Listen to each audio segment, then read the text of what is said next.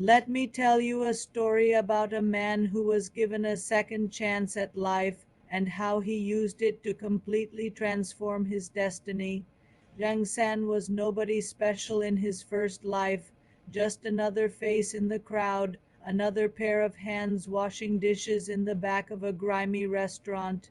Day after day, he would scrub plates until his fingers wrinkled, listening to the insults from the head chef, enduring the mockery from other staff members who saw him as less than nothing. He was weak, not just in body, but in spirit.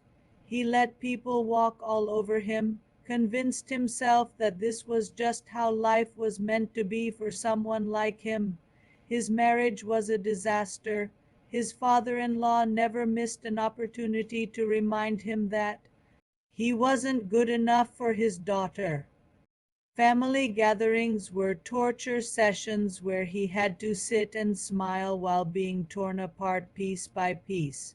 His wife would look away, embarrassed by his existence. The neighborhood bullies knew him as easy prey, someone who would hand over his meager earnings just to avoid confrontation. But then something extraordinary happened. Chang San died, and on the very day of his death, he opened his eyes again, back in time. Back to a moment where everything could still change. He was given something most people only dream about, a complete do-over. This time, things would be different. Standing in that same restaurant on his first day back, Zhang San looked around with new eyes. When the head chef started his usual tirade, expecting the same cowering response, Zhang San did something unexpected. He stared back. The silence that followed was electric. For the first time in that kitchen's history, someone wasn't backing down. Zhang San didn't just quit that day. He made it clear that he would never allow himself to be treated as worthless again. The transformation didn't happen overnight, but it happened with purpose. Zhang San understood something crucial that he missed in his previous life. The world doesn't respect kindness without strength. Compassion without power is just weakness waiting to be exploited. So he became ruthless, not cruel, but absolutely unwilling to bend. He started small, observing the underbelly of the city, understanding how power really worked. The restaurant district wasn't just about food. It was territory controlled by small-time operators who extorted protection money from struggling business owners. Chang San watched, learned, and began to make calculated moves. He identified the weak points in their operations, the places where ambition outweighed loyalty, where greed could be turned into an opportunity. His first real victory came when he confronted the local gang that had been terrorizing restaurant owners.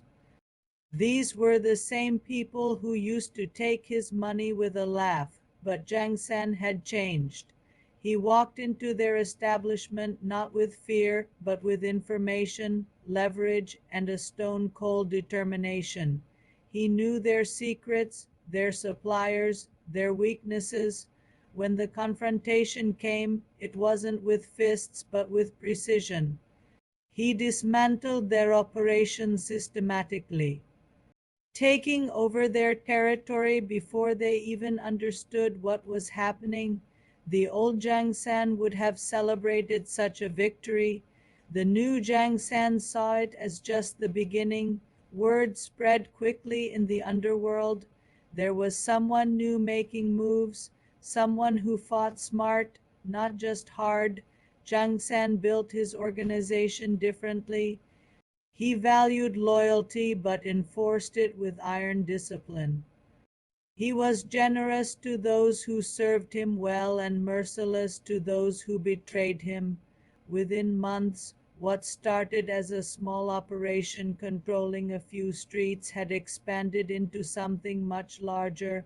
but Jiang San's ambitions went beyond just controlling the underground.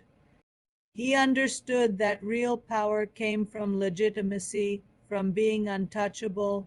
He started investing in legitimate businesses, using his underground earnings to build a corporate empire, restaurants, real estate, entertainment venues. He touched every sector, always staying one step ahead of both his criminal rivals and the authorities. Then came the moment he'd been waiting for, facing his father-in-law. The old man had built his success on the backs of others, using his daughter as a bargaining chip in business deals, treating his son-in-law as a convenient punching bag for his ego. When Jiang San walked into that family gathering this time, everything was different.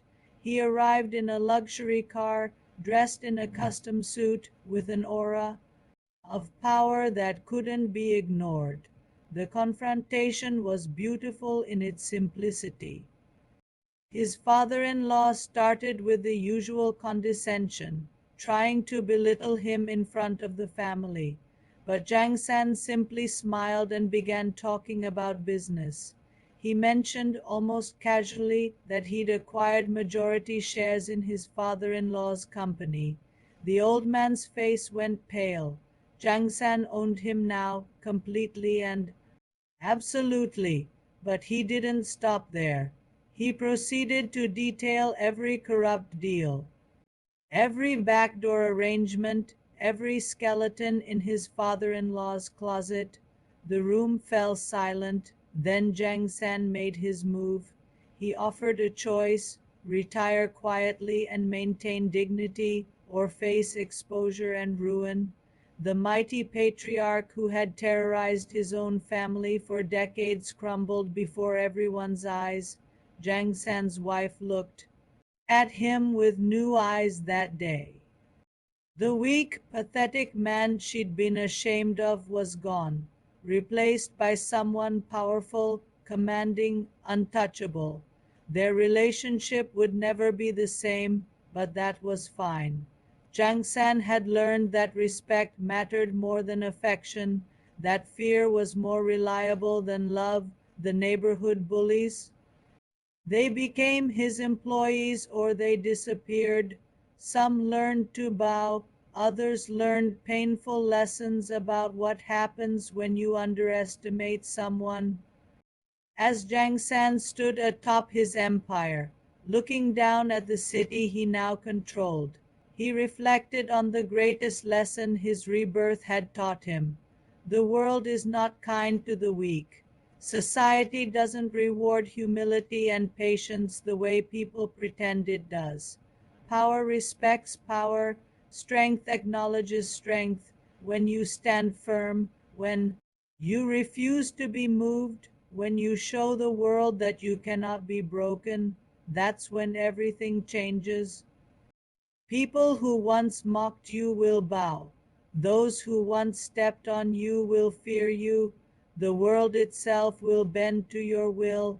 Jiang San had been given a second chance, and he used it to become everything his first life had denied him, from a dishwasher to an underground emperor, from a mocked son-in-law to a feared business titan.